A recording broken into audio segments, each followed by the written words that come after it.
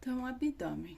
O abdômen, no trauma de abdômen, os órgãos mais lesionados são trauma fechado baço, trauma penetrante. Se divide arma de fogo delgada, as tripas ou arma branca, o fígado. Investigação.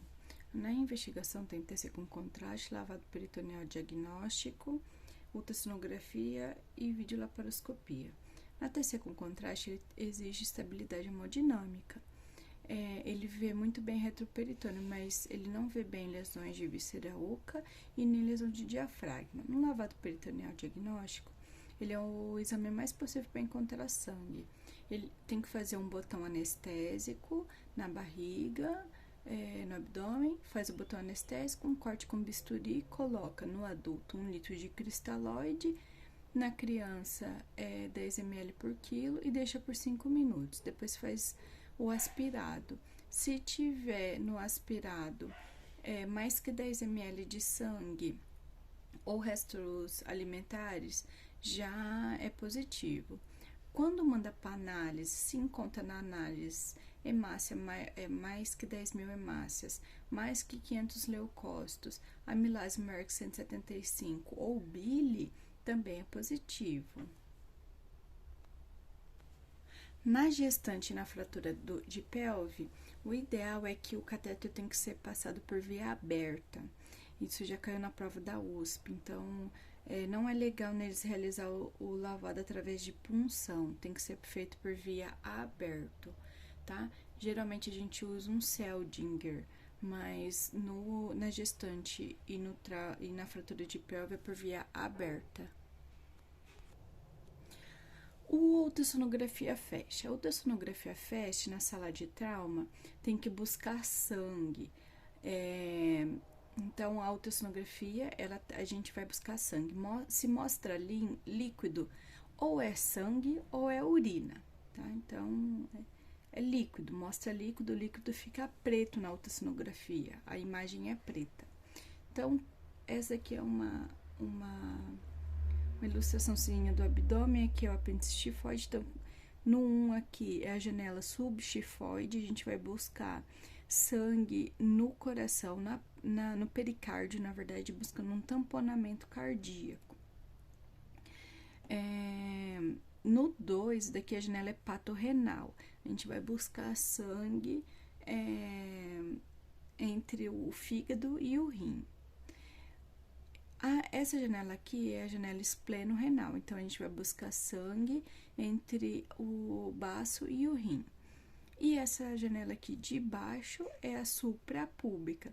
Lembrar que não é pélvica, é púbica, porque o FAST não consegue ver retroperitoneal, né? Quando tem fratura de pelve, ele não consegue ver, ele consegue ver só se é peritoneal, né? Você tá no abdômen, não retroperitoneal. E é melhor fazer ele com a bexiga cheia antes de passar o catéter vesical, para ver se também se tem lesão de bexiga, daí mostra, né, líquido ao redor. Lembrando que na ultrassonografia fica a imagem preta quando é líquido, tá? Também tem um EFAST. O EFAST é a pleura. Vai buscar pneumotórax ou hemotórax. O pneumotórax normal na ultrassonografia normal, a linha vai deslizar da pleura, porque é uma folha da pleura deslizando na outra. No pneumotórax, a linha vai ficar parada.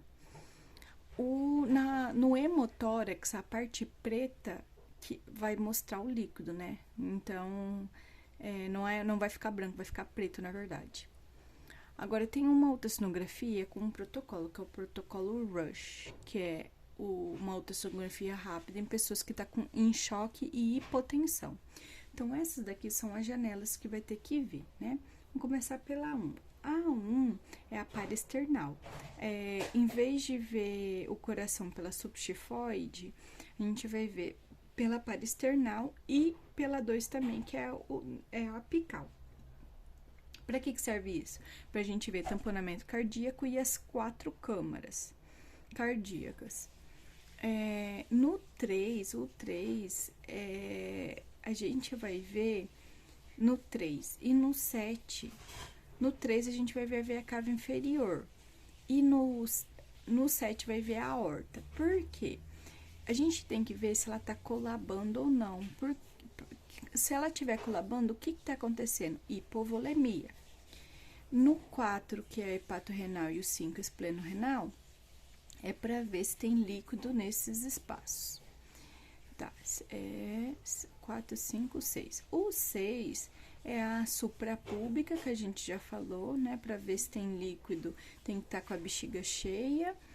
E o 7 já falei. O 8. O 8 é importante. O 8, o 8 e o 9 é para ver se tem o pneumotórax e o hemotórax. O 8 e o 9. E também tem o Rushed, que é o E de ectópica, para ver se tem uma gravidez ectópica, e o D é de deep, que é profunda em inglês. Desce lá na panturrilha para ver se tem uma trombose venosa profunda. Agora, videolaparoscopia. A videolaparoscopia, ele exige a estabilidade hemodinâmica. E ele serve para quê? Para ver se tem lesão tóraca abdominal, né? A partir da quinta costela. Se tem lesão aí, a gente já tem que ver se tem lesão de diafragma, né?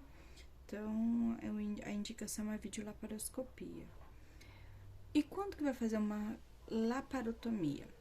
Só vai fazer laparotomia se o abdômen agudo for cirúrgico. E quando que o abdômen agudo é cirúrgico? Ele depende do trauma, tá? O abdômen agudo vai ser cirúrgico em trauma penetrante se tiver choque, peritonite ou evisceração.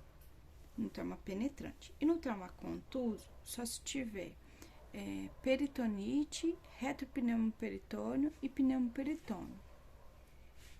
Então, de qualquer jeito, peritonite vai para cirurgia. Só que no penetrante tem que ter também choque e evisceração. E no contuso tem que ter ou pneumoperitônio, retropneumoperitônio ou pneumoperitônio. Se na radiografia aparecer os rins, geralmente os rins não aparecem. Isso daí é indicação de que tem um retropneumoperitônio. Então, delimitando os rins, sim, é um pneumoperitônio. Videolaparotomia. E quando o abdômen não é cirúrgico? Se o paciente está alcoolizado ou com Glasgow rebaixado, daí vai dificultar para a gente saber se tem peritonite. Então, se no trauma penetrante não tem choque, peritonite e evisceração, aí a gente tem que pensar no trauma penetrante. Em arma de fogo, a maioria vai ser laparotomia. Em arma penetrante, tem que fazer a exploração digital. Primeiro faz um botão anestésico, depois faz a exploração digital.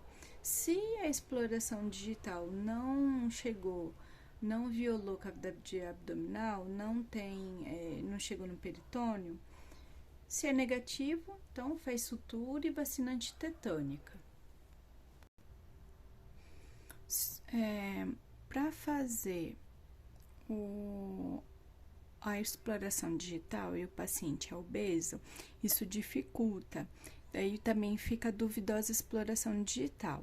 Se tiver alteração no hemograma e o paciente está estável, então fazer uma TC ou um lavado. Então, tem que pensar nisso, né, na hora de fazer a exploração digital. Tem um fluxograma do Seibstein, que ele ajuda bastante, que é o abdômen cirúrgico. Tem choque, peritonite e evisceração, isso é no trauma penetrante, né? Tem choque, peritonite e evisceração, se não tiver, faz exploração digital da ferida. Se tiver choque, peritonite e evisceração, laparotomia. Então, se não tiver, faz exploração digital da ferida. Lembra que tem que colocar o botão anestésico, faz exploração digital. Se negativa, se não violou o peritônio, alta com sutura e antitetânica. Agora, se você sentir o peritônio, se tiver positiva ou duvidosa, se a pessoa tiver com Glasgow rebaixado, se tiver alcoolizada ou se for obeso, aí vai fazer, vai observar por 24 horas e vai fazer o exame seriado e vai fazer também hemograma de 8 em 8 horas. Aí, se não tiver alteração, vai reiniciar a dieta alta com sutura e vacina antitetânica. Agora, se tiver alteração, se tiver peritonite ou instabilidade hemodinâmica, laparotomia. Se tiver leucocitose ou diminuição da hemoglobina maior que 3 gramas por decilitro, vai fazer a laparotomia, mas também é bom considerar TC e LPD, o lavado. Porque se o paciente tiver estável e tiver uma leucocitose ou a diminuição da hemoglobina, compensa fazer a TC e o lavado primeiro, né? Para depois fazer a laparotomia. Em trauma contuso, se não tem peritonite ou retropneumoperitônio ou pneumoperitônio, TC, porém precisa de estabilidade hemodinâmica. Então, a hemodinâmica tem estabilidade? Então, a gente vai fazer um FAST primeiro. Se o FAST tiver positivo, já vai para a laparotomia. Se o FAST vier negativo, aí fazer uma TC com contraste para avaliar o grau da lesão. Por quê? Porque 30% dos pacientes estáveis descompensam na TC. Se tiver instável, se não é politrauma, só tiver lesão no abdômen ou distensão ou escoriação, laparotomia. Se é politrauma e se tiver FAST positivo ou lavado positivo, aí vai para laparotomia. Se o FAST ou lavado vier em negativo, tem que pensar em lesão de pelve, tórax ou osso longo. No tórax, no exame do tórax, o primeiro que pode ser um pneumotórax, ou pode ser também um hemotórax, né? E o problema do E também, do osso longo, é o E, né? Porque daí o sangramento de osso longo, a gente só vê geralmente no E na exposição, que é o último que a gente vê.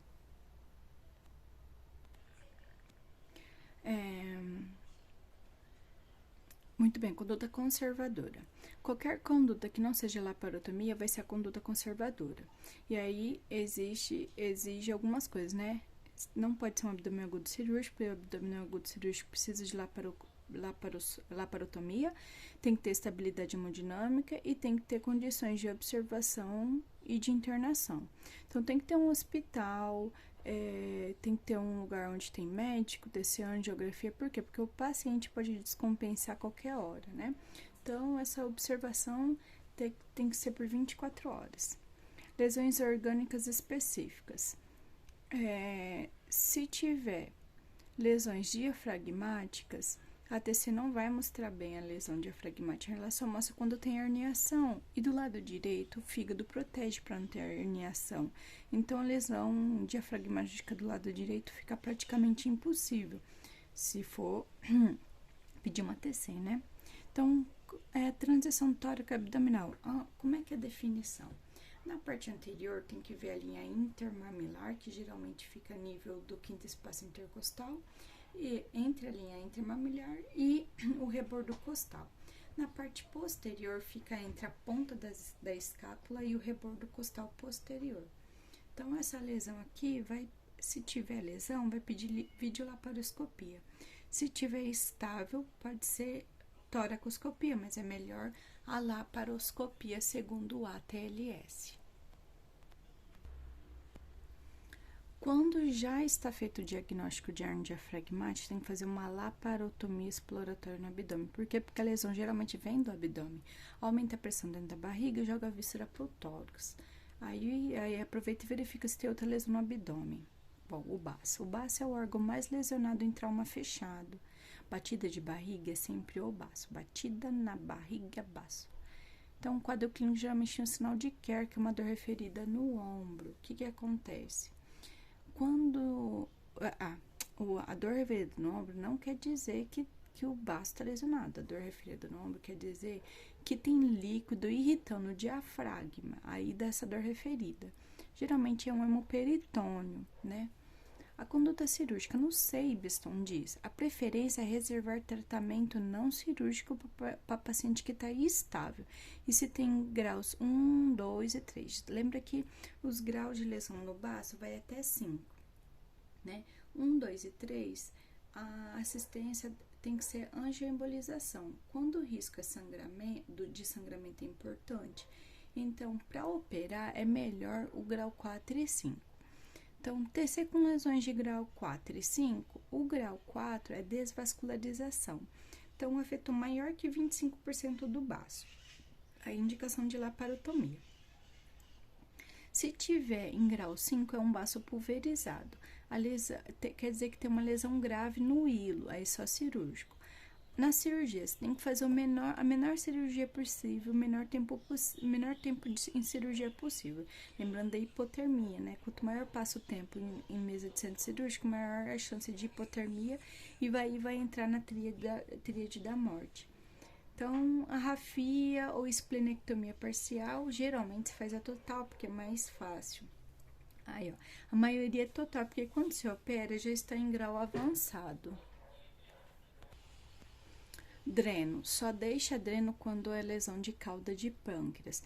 Tem que vacinar contra pneumococcus, hemófilo e meningococo pós-esplenectomia para evitar sepse.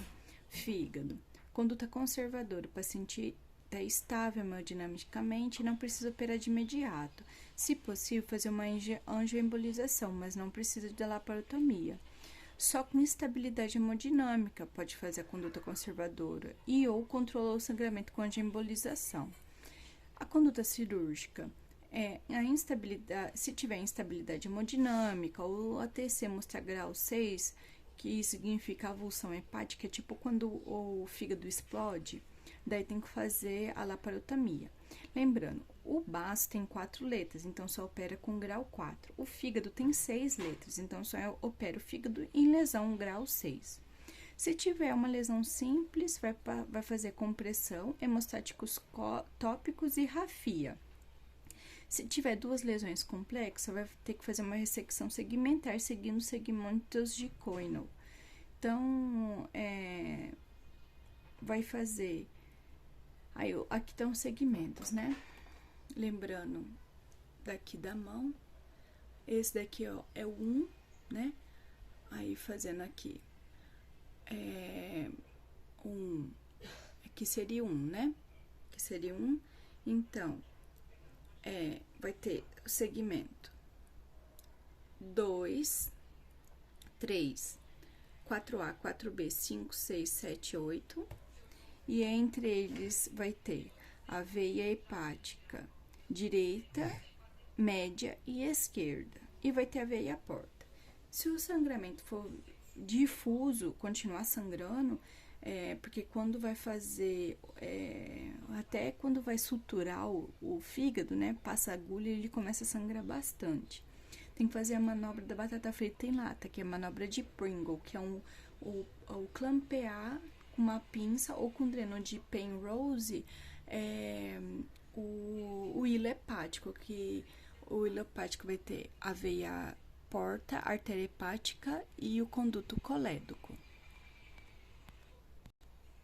Então, vai clampear o ligamento hepatoduodenal, né?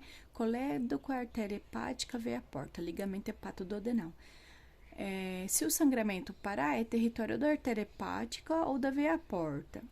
Que nem eu falei, quando passa a agulha, geralmente começa a sangrar muito, e por isso que a gente tem que ver, né?